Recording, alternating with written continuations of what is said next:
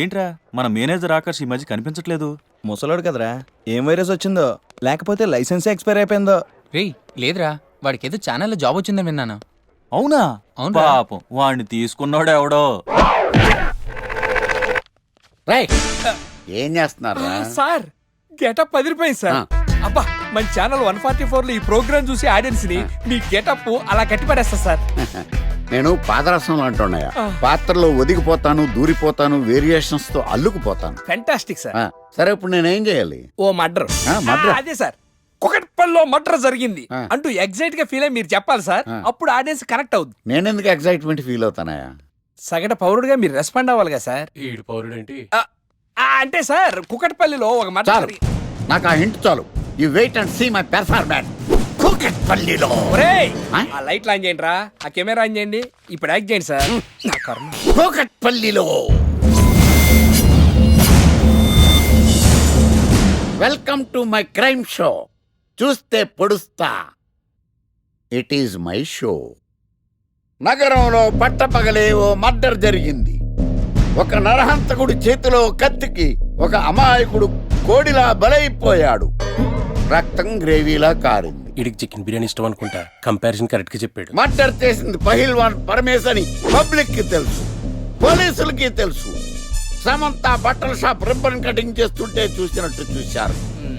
ఇలా మర్డర్లు చేసి ప్రజల్ని భయపెట్టి తప్పించుకు తిరుగుతున్న నరహంతకుల్ని ఏం చెయ్యాలి, ఏం చెయ్యాలి, ఏం చెయ్యాలి? ఏంటి ఇలా మూడు సార్లు చెప్తాడు? ఇలాంటి వాళ్ళని ఉరి తీయాలి. కూలిపోవడానికి సిద్ధంగా ఉన్న ఫ్లైఓవర్ కింద కూర్చోబెట్టాలి.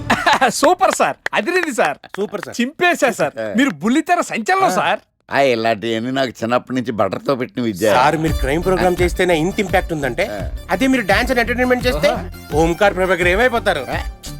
పిచ్చి నా బుట్టు. కమాన్ రై. టీవీ 144 లో చూస్తే పొడుస్తా ప్రోగ్రామ్ చేస్తుంటే అదిరిపోయిందిరా బాబు. ఫ్లాట్ అయిపోయారు జనం అందరూ. రేటింగ్ అదిరిపోద్ది. ఏంటిది?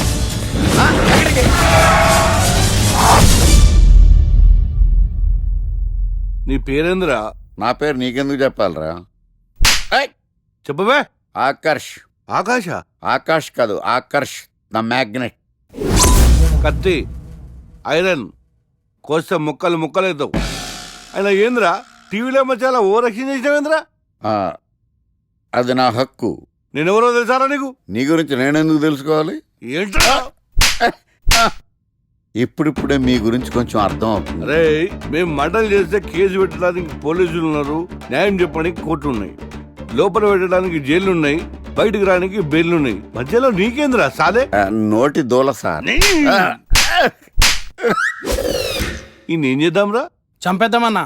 Sir sir sir sir sir వద్దు సార్, అంత వైలెంట్ డెసిషన్ తీసుకోవద్దు. నా ఫేస్ చూడండి ఎంత ఇన్నోసెంట్ గా ఉందో. ప్లీజ్. మళ్ళీ ఇంకోసారి రిపీట్ అయిందనుకో. వద్దు, ఎప్పుడు చేయను.